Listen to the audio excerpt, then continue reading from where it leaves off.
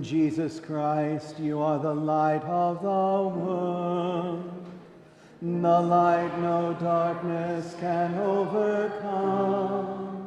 Stay with us now, for it is evening, and the day is almost over.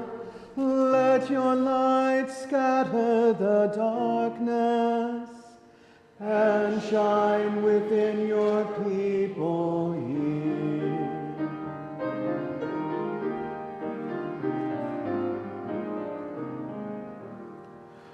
Joyous light of heavenly glory, loving glow of God's own face, you who sing creation's story, shine on every land and race.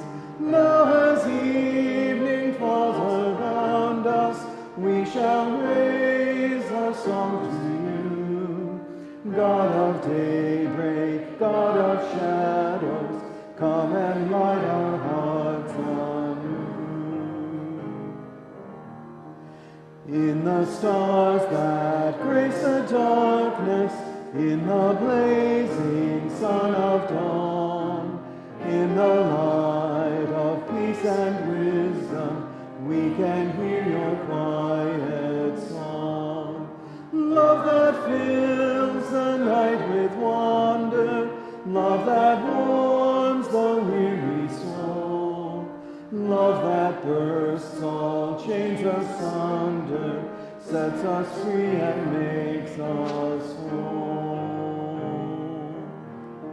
You who made the heaven's splendor, every dancing star of night, make us shine with gentle justice, let us each reflect your light.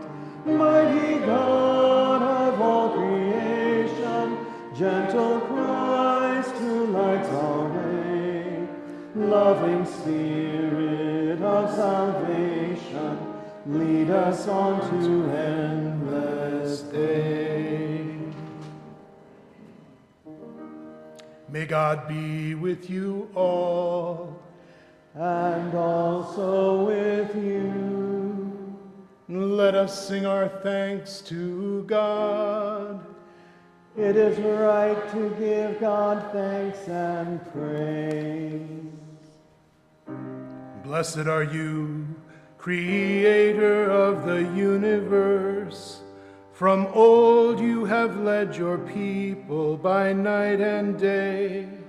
May the light of your Christ make our darkness bright, for your word and your presence are the light of our pathways, and you are the light and life of all creation. Amen.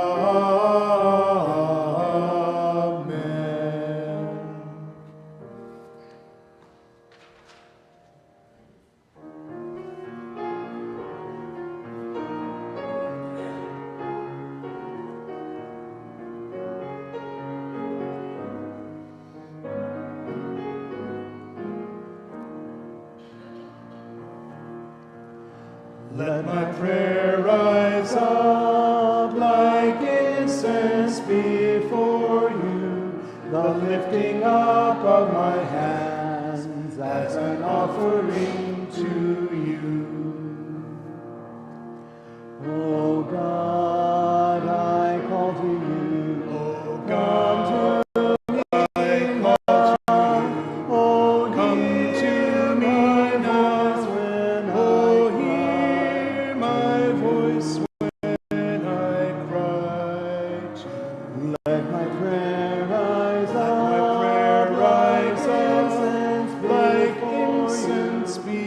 lifting up of my hands as an offering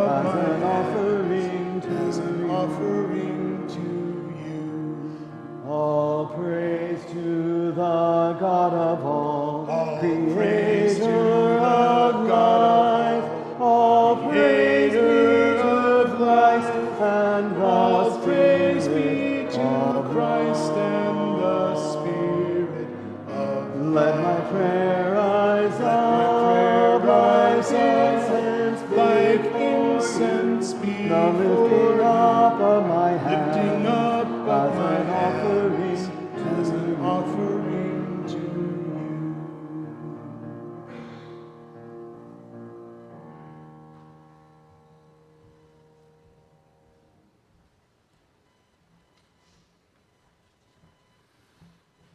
May our prayers come before you, O God, as incense, and may your presence surround and fill us, so that in union with all creation, we might sing your praise and your love in our lives. Amen. In the Gospel of Matthew, in the 11th chapter, Jesus says to all who will hear, "Take my yoke upon you, learn from me, for I am gentle and humble in heart, and you will find rest for your souls. For my yoke is easy, and my burden is light." This is the gospel of the Lord. Praise to you, O Christ.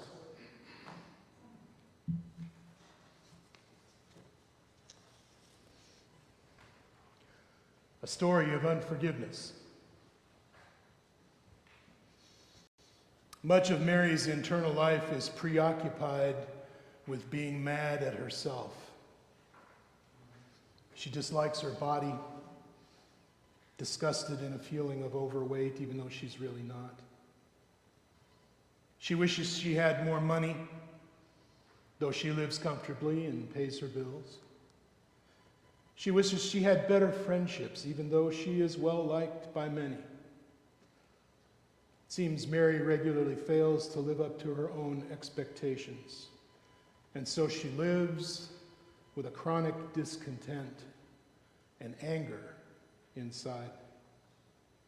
To meet Mary, you would see a pleasant, engaged person. Her exterior is both charming and attentive to others.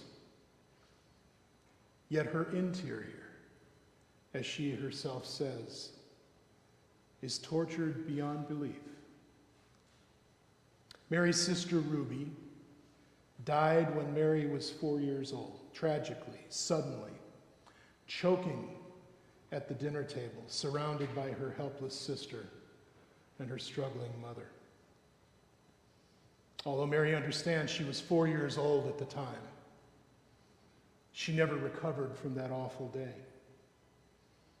Mother Rosemary didn't either, according to Mary. She feels close to her mother, now 73, but they stopped talking about Ruby years ago, knowing that when they did, they both got upset, and it changed nothing. For Mary, this traumatic event, even though decades in the past, created an indelible internal experience of guilt and a sense of shame which she's hard-pressed to describe, let alone to resolve. It seems you don't come to therapy to deal with those bad feelings, like you're pretty sure that this is an area that is untouchable for you, her therapist says. Yes, Mary says, I come to therapy to deal with other things, like my frustrations at work or trouble with my husband. And yet the portion of your psyche and brain that judges ourselves and others seems to be punishing you, her therapist observes. Maybe. Mary begins to cry. I just don't like myself, she says. Mary had suffered significant depression around the time she turned 50 the previous year. Her therapist observes that the suppressed feelings which have plagued Mary all of her life are not going away on their own, as she said she had hoped they would. After a long pause, Mary says, maybe 51 will be better. We've talked a lot about toxicity of unforgiveness and how it can dismantle us, hold us back, impede us, destroy us outright. That unforgiveness is like an acid that destroys the vessel that holds it. I think this is an analogy that maybe routes out as one of the foundation pieces of this whole conversation and engagement that we've been having. But what about when the unforgiver and the unforgiven is us? What happens when it's me? Is our theme for tonight. Self-forgiveness and the power of self-unforgiveness. God is encouraging us to participate in a flow of forgiveness that moves from Him by the power of the Spirit and fills the world. This is the God who forgives as far as east is from west. This is the God who remembers our sin no more. And yet, we have a difficult time with this, maybe the most difficult time with this.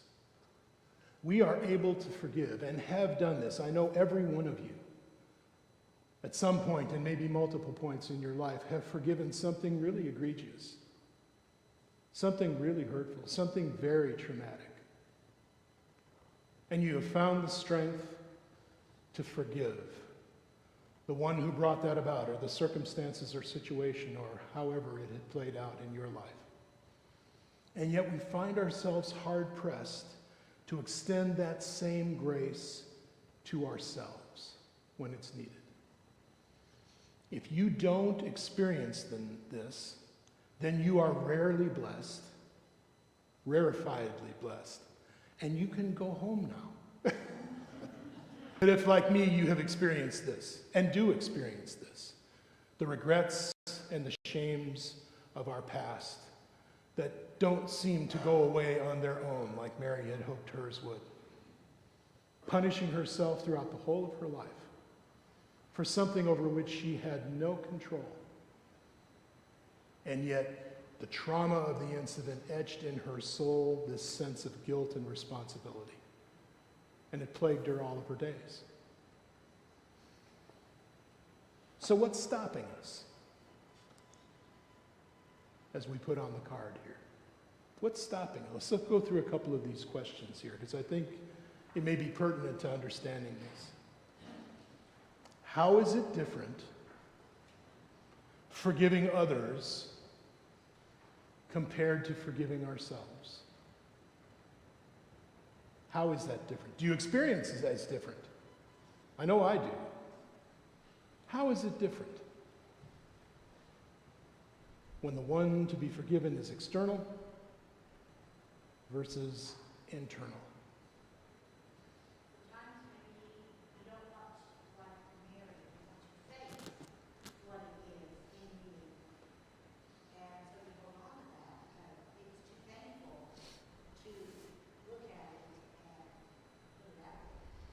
Sometimes it's an inability or an unwillingness to look at it and maybe to try to avoid it. Yeah, don't avoid it by not talking about it. By not dealing. Yeah.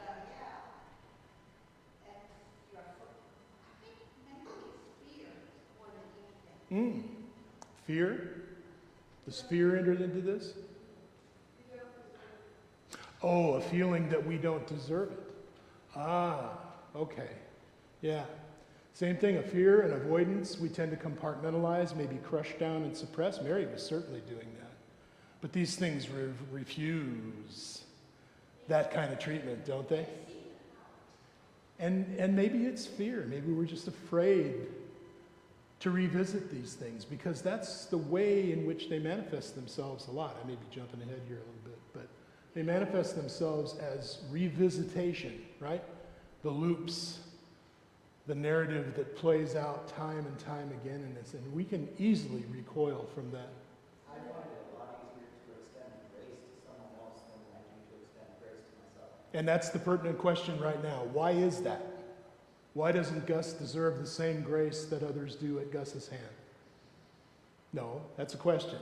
You can't just nod in the affirmative. Okay? Okay, and we're looking for answers. All right, fair enough. Fair enough. It is different. Yes, ma'am. It's easier to forgive someone else because than it is to forgive yourself because you live with yourself and that little tape keeps playing. You live with yourself. And it's hard to avoid the looping of the experience. You have to feel that maybe Mary is still experiencing that, maybe all these years later, decades after the event, that You know how soldiers, when they come back from war, they suffer from PTSD? right, post-traumatic stress. Any trauma that, no matter what kind of it is, can cause PTSD, I think, in almost everyone. And I would think that that is the reason, one of the reasons why you don't want to look at that, because you will experience it all over again. It hurts all over again. Absolutely. It's a revisitation of the pain and the damage. Yeah? I think if you have to forgive yourself for something you did, then part of that forgiveness would be working on yourself so you don't do it again. It requires more than just Okay. forgiveness. I mean, it requires So Diane McGowan is jumping immediately to corrective action and solutions to the problem. We're still at naming the problem, and she's solving it. Thank you for that.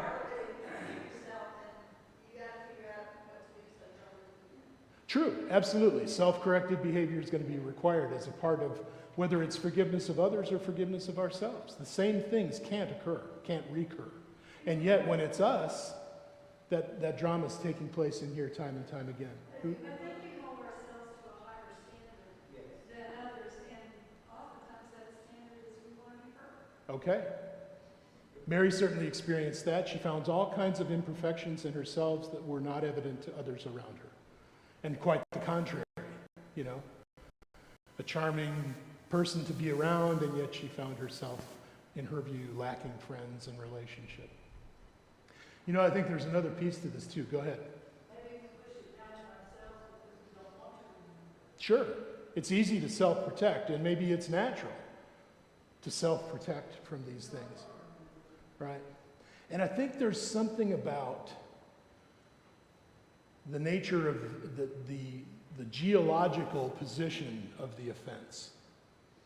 Right? When it's someone else, we have a tendency to talk about that. You know what he did? Let me tell you all about what he did. And there's an externalization of this, right? It comes out. I'm the aggrieved party. And I'm making a fuss about this. This was wrong. It was hurtful, you know? But when we're the perpetrator as well as the victim, who are you going to call? Right? Yeah. Now, there's an obvious answer to that question, and we'll get there in a minute. Diane will take us there in just a minute. But we have just ourselves and the realm in here in which to deal with these things, unless we choose to bring them up, talk them out, work with professional caregivers,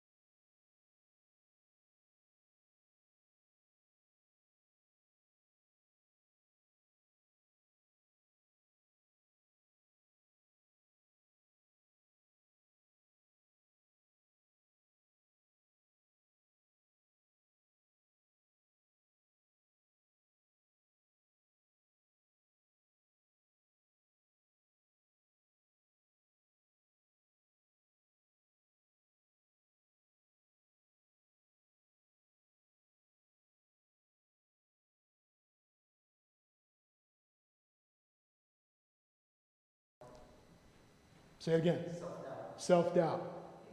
Depression. What else? You feel like there's a force, this strong force that's pushing you down. Do you feel alone in the crowd?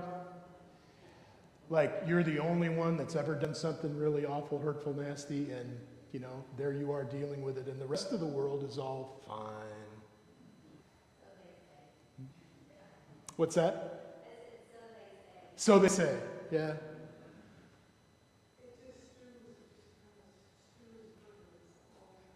And that's the thing we have to recognize. It's not going anywhere. That's the thing that Mary's therapist advises or observes about her when she's willing and able to talk about other external things in her interactions with him. But when it comes to these things that are suppressed and pushed down inside, there's no opportunity to talk about that stuff. Too hard. Too painful to revisit. Mary and her mother stopped talking about it over time because it's just too hard to deal with. So lots of cold pricklies associated with the sense of unforgiveness of the self. Some of the same things that I think we might feel if we were unforgiven by someone else. Whenever we stand in the need of forgiveness and know it, know the whole truth of ourselves and what we've done and what we've not done. But when we're both, it seems to become doubly difficult. And we've talked about this a little bit. What are the associated feelings? We had a mixture of those things. How do we experience unforgiveness? By avoidance, by and large. Was that safe to say? Denial, yeah. And it brings on anger, it brings on sadness, guilt, and shame, and we need to talk about that, and we will in just a moment, because we need to differentiate between those two things. Last week it seemed like things were headed towards increasing anger and just almost overpowering anger. Mm-hmm. Here today it's not that same feeling. What's the reason for that? What are we warning ourselves as equal to that because it's powerful to us? Yeah. And in the unforgiveness, the general unforgiveness focus that we had last week, it was righteous anger, right? I deserve to be angry about this. You know what he did? Right? And yet, now in this situation, all of that is turned inward. All of that is self-imposed and self-inflicted. And that's a very different place to be. And that brings us to this fourth bullet point on the front of the card. How might this unforgiveness of self act out or be projected? Because like you say, it gets overwhelming after a while. Something's got to give. Because the pressure just can't continue to build. The pain just can't continue to increase. It's got to go somewhere. And the observation that's made is that it will come out. Regardless of our attempts and trying to keep it suppressed, trying to keep it bottled up, it will act itself out in some way. And that angry outburst could come out of nowhere and arc off onto someone unsuspecting, and suddenly there's a whole new problem, right? Because unresolved anger and guilt has to be vented off somehow. Sometimes it is self-inflicted wounding. Absolutely. No question about that. And oftentimes, it's the people closest to us that are afflicted by that lightning. Right? Objects of convenience, to a certain extent. And also, people who are the last ones in the world who are just going to tell us, you know, you're awful, go away. Right? The ones that oftentimes catch the projection are the ones we know and love the best because they're the only ones who would put up with that kind of stuff from us. So now this is not only a hurt and a pain that is inflicting and afflicting the self, this is now being transmitted out to those around us. That's where we talked on Sunday about Richard Rohr's observation. What we don't process, we project. And suddenly somebody gets both barrels and they don't know where that's coming from. Now, we've been talking about these words, guilt and shame. And I really want us to be careful to think about the vast difference between those two things. When you do something bad, and you know it, and especially if others come to find out about it too, how do you feel? Guilty. I am guilty as charged, you bet I did it. Darn. And I feel badly about that and all that. But there is a way of dealing with guilt as it's associated to an instance, right? Something happened or didn't happen like it was supposed to. I did or didn't do what I was responsible for, behaved badly and hurt someone. And I feel guilt about that. And justifiably, because I think guilt is a teacher. Like pain is a teacher, like anger can be a teacher. And like the direction that we're trying to head, where there is some sort of self-correction that's going to come of that, we need to take that instruction and make constructive use out of it. But what about shame? What's the difference between guilt and shame? I did something bad, I am that. There we go. I think that's as succinctly put as it could be. Guilt attends things that we do. Shame attends how we feel about ourselves. Maybe sometimes if you don't deal with guilt, that can turn. I believe that's true. Reggie observes maybe sometimes if you don't deal with the guilt, that turns into shame over time. I think that's the case. That's certainly something that's going on in Mary's case. This has now coalesced down there into a ball of intolerable pain and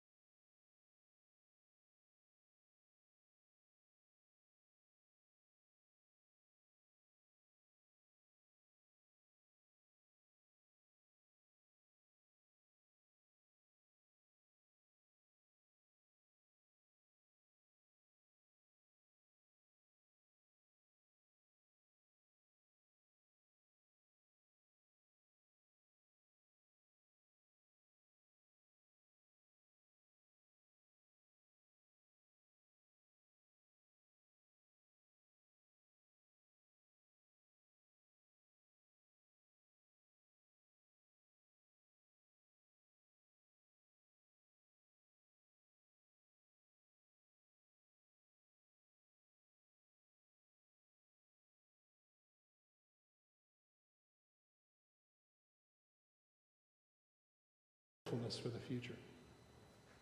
So I think it's time for us to take a moment and digest this a little bit.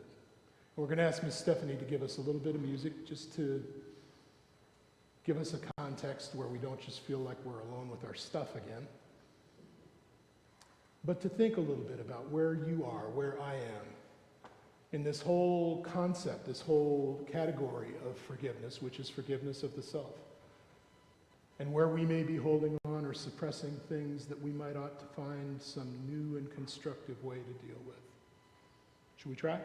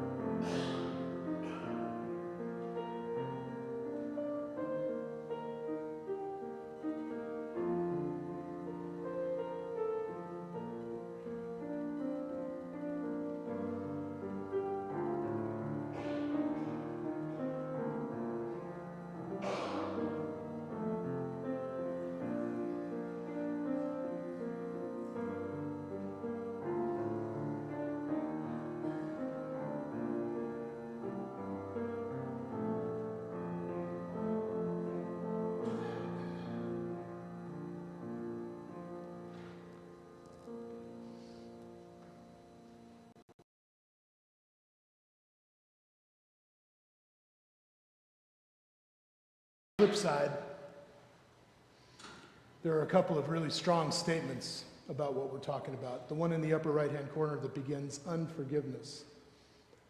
Let's read that together, shall we? Unforgiveness of the self makes us our own judge, jury, and executioner.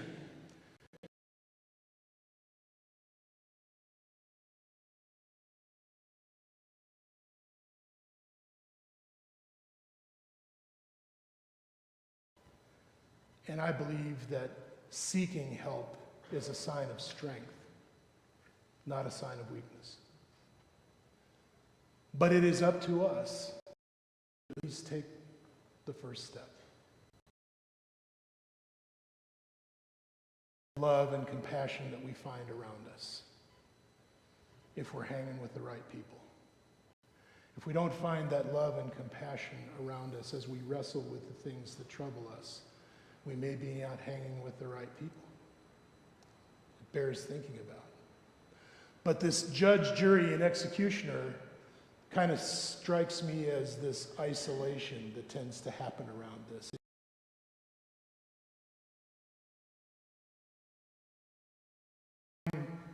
Lovely, happy, and yet inside, where this war is being waged, the struggle is dark and deep. We alone have the key. And then Corrie ten Boom, I just love her. If you don't know Corrie, she worked throughout the Second World War, sheltering and helping Jews move from places of threat and violence.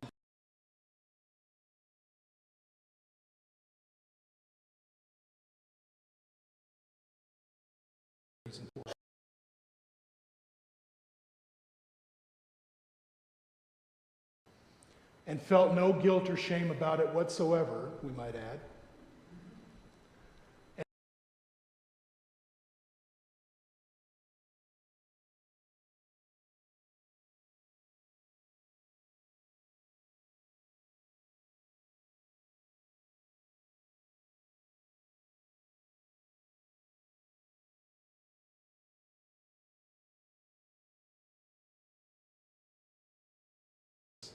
Self-forgiveness is the key that unlocks the door of regret, removes the handcuffs of hate.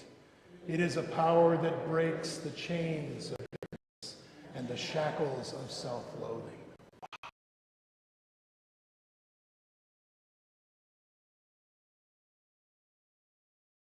I give you the keys to the kingdom. What you bind on earth will be bound in heaven. What you loose on earth will be loosed in heaven. And again, the onus appears to be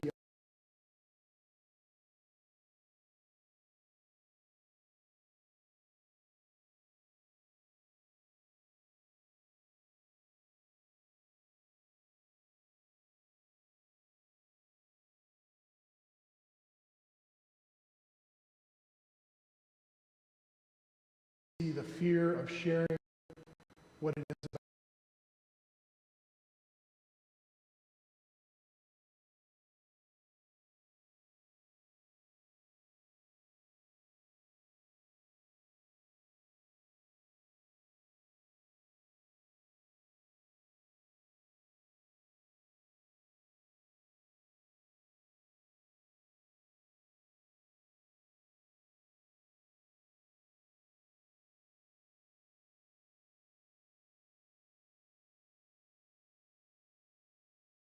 He says are really, really difficult and challenging.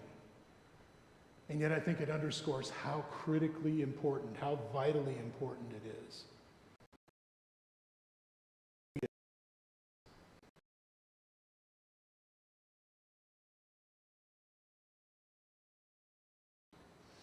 He makes the offer of joining us in this.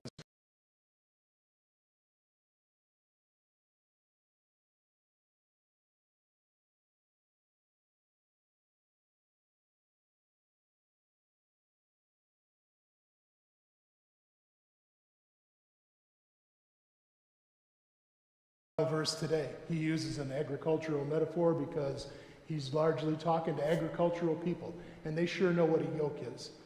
And they know the difference that it makes in the work that a yoke does. So he says to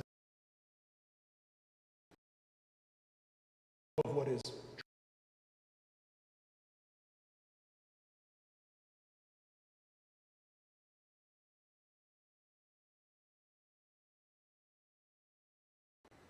learn from me, he says.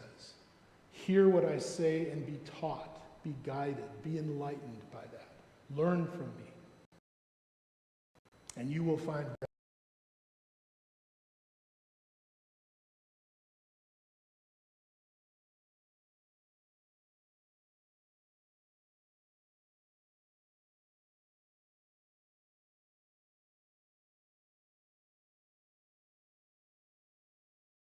Learn from me.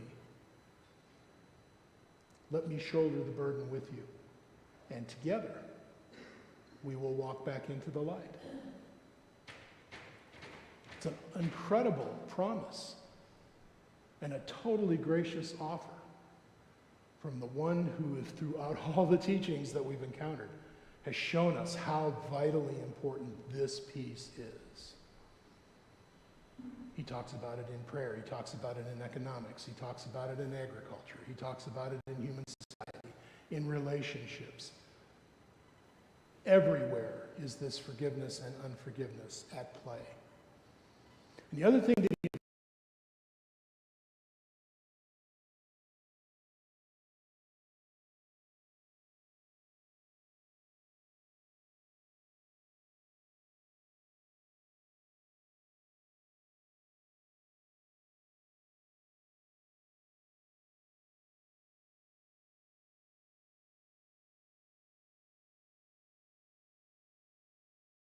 loves us still, ultimately. And therein, the doors begin to come open. To be able to see from the perspective of the one who separates us from all of this stuff completely, as the psalmist says, as far as east is from west. And if God can do that, then there's hope for us too. My friend Shemaine Montana wrote a little chant, and I've got it printed on the sheet there. It's very simple.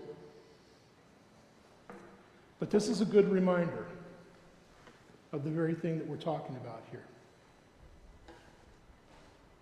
And I think it might be a helpful thing for you or someone along the way.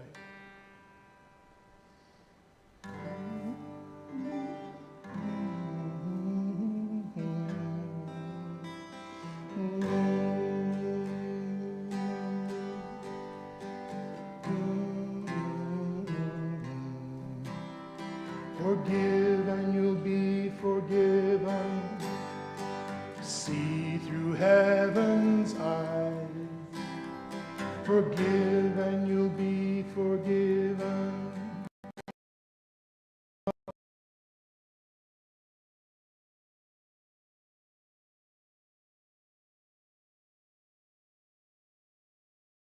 Heaven's eyes. Forgive and you'll be forgiven. Walk in the light. Forgive and you'll be forgiven. See through heaven's eyes. Forgive and you'll be forgiven. Walk in the light.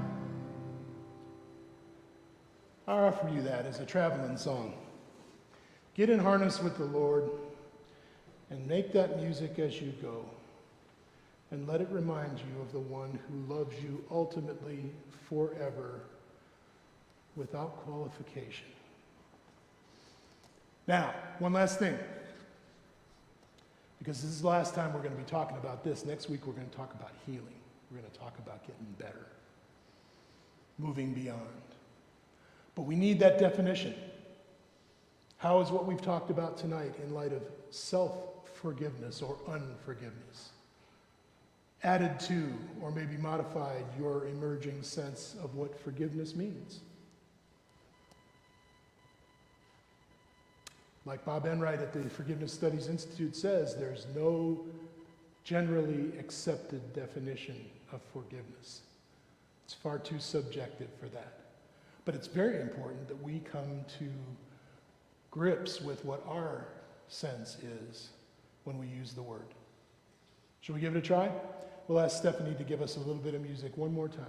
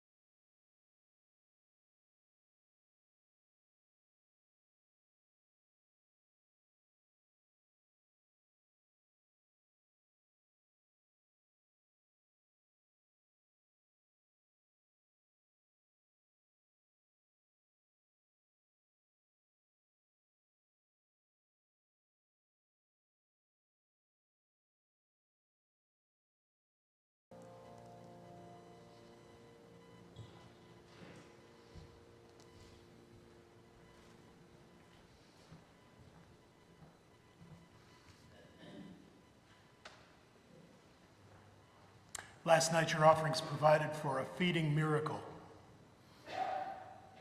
348 UT students ate food prepared and served by Lutheran Campus Ministry and provided by Abiding Love Lutheran Church.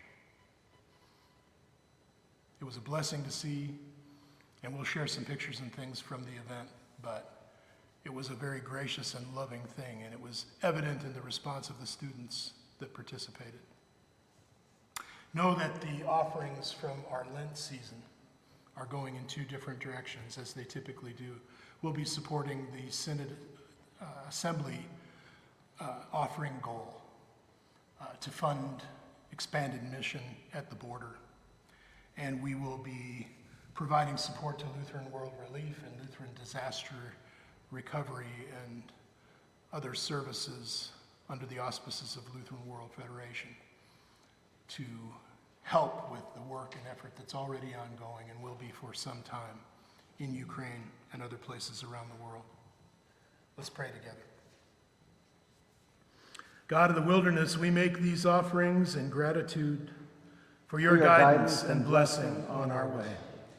We make these offerings in faith, trusting your provision for the journey. We make these offerings in hope that they may be used to share your love in the world. And with these offerings, we offer ourselves to live with generous hearts, with open hands. Amen.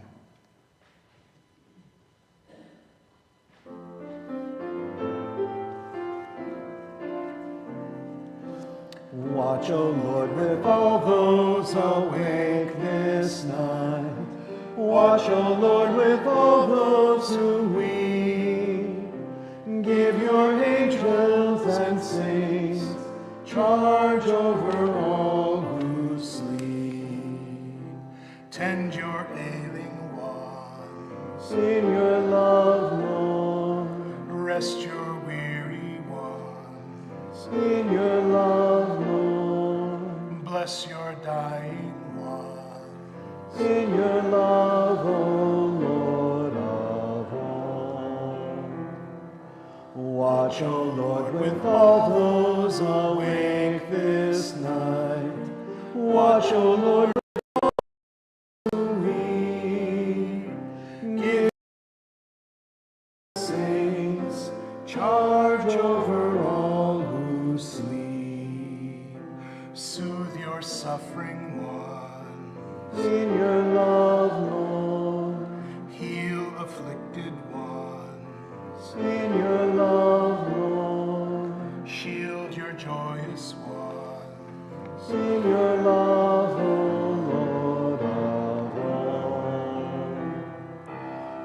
Watch, O Lord, with those awake this night. Watch, O Lord, with all those who weep. Give your angels and saints charge over all who sleep. Hold your grieving ones. In your love, Lord. Raise your fallen ones. In your love, Lord. Mend your broken ones. In your love, O Lord of all. Watch, O Lord, with all those awake this night. Watch, O Lord, with all those who weep. Give your angels and saints charge over all who sleep. Guard your little ones. In your love, Lord. Guide your searching ones. In your love, Lord. Grant us all your peace. In your love, O Lord of all. Watch, O Lord, with all those awake this night. Watch, O Lord, with all those who weep. Give your angels and saints charge over all who sleep. I invite you to stand as you are able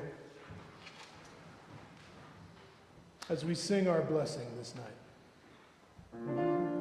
Let us bless our God. Praise and thanks to you. May God Creator bless us and keep us.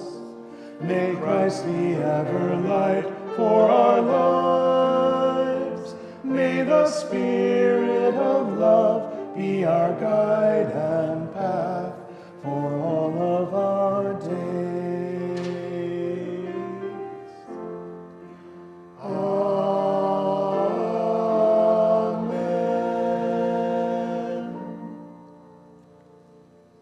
We go forth together. Sharing God's love. The peace of God be with you all. Also with you.